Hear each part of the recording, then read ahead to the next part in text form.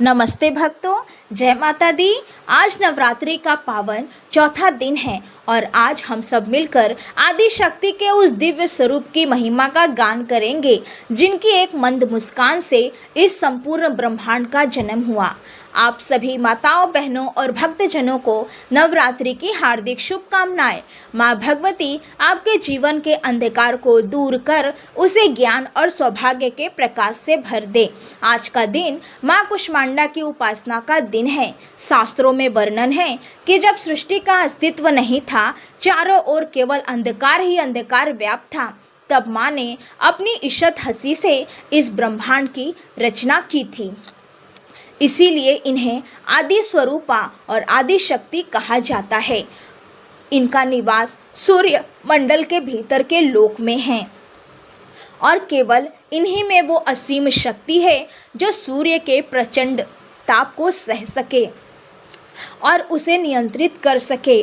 जो भक्त सच्चे मन से माँ की उपासना करता है, उसके रोगों और शोकों का समूल नाश हो जाता है और उसे लंबी आयु, यश, बल तथा आरोग्य की प्राप्ति होती है। अब आइए अपने हृदय में माँ का ध्यान धरते हुए इस अत्यंत प्राचीन और दिव्य पौराणिक कथा का विस्तार से श्रवण करते हैं। पौराणिक काल की बात है, जब न समय था, न संसार, न ही कोई जीव, न सूर्य की तपिश थी और न ही चंद्रमा की शीतलता।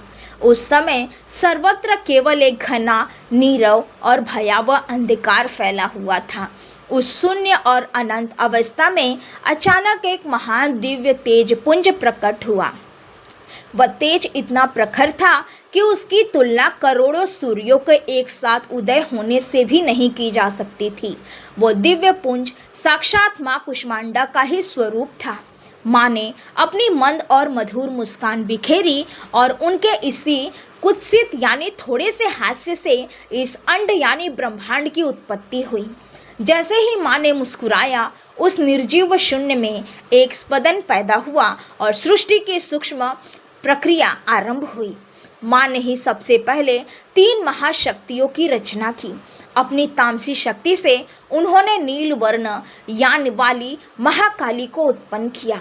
अपने राजसी शक्ति से उन्होंने स्वर्ण के समान चमक वाली महालक्ष्मी को प्रकट किया और अपनी सात्विक शक्ति से उन्होंने श्वेत वर्ण वाली महासरस्वती को जन्म दिया।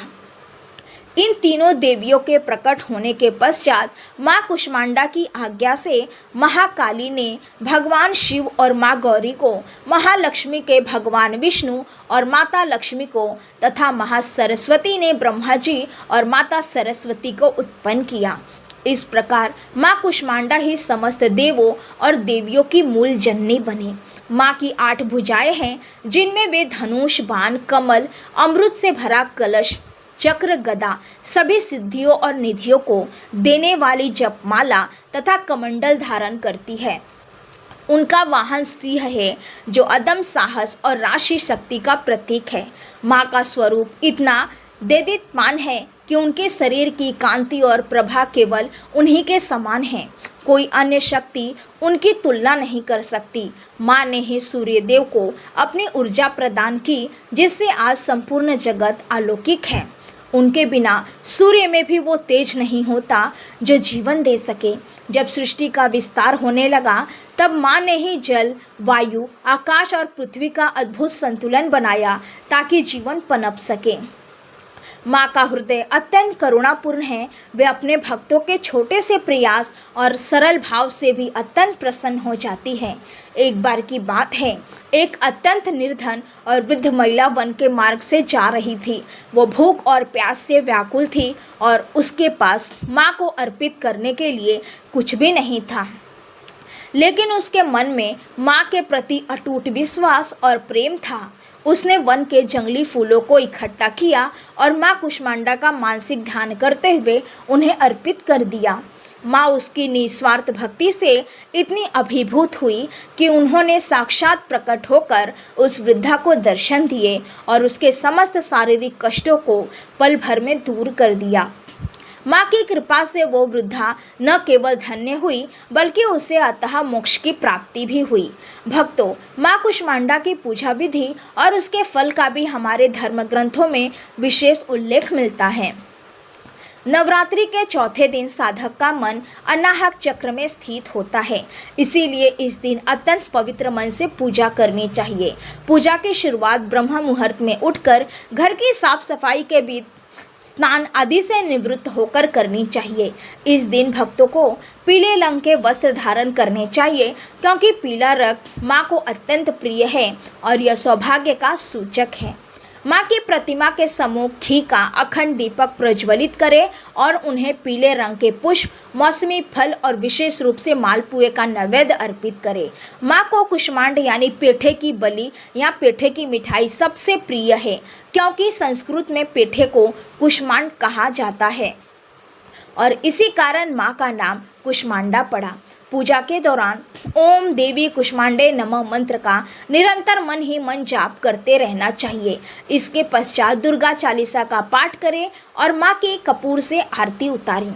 जो भी माताएं बहनें पूरी श्रद्धा के साथ इस कथा का श्रवण करती हैं और विधि विधान से माँ का व्रत रखती हैं, उनके घर में दरिद्रता कोसों दूर भागती है। माँ की भक्ति मनुष्य को मानसिक शांति प्रदान करती है और बड़े से बड़े संकटों से सुरक्षा कवच की तरह रक्षा करती है। विशेषकर जिन परिवारों में कलह रहती हो या संतान सुख में बाधा हो, उन्हें माँ कुष्मांडा की शरण लेनी चाहिए। पूजा के अंत में हाथ जोड़कर क्षमा प्रार्थना अवश्य करनी चाहिए कि हे माँ, हम अज्ञानी जीव हैं, हमसे जाने अनजाने में जो भी भूल हुई हो उसे अपनी ममतामयी छाया में छिपा लेना और अपना आशीर्वाद सदैव हम पर बनाए रखना।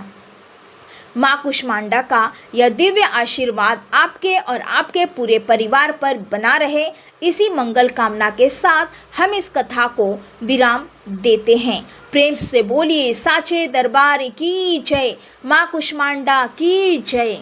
आशा है कि माँ कुष्मांडा की यह पावन कथा आपके जीवन में नई ऊर्जा और प्रकाश लेकर आएगी।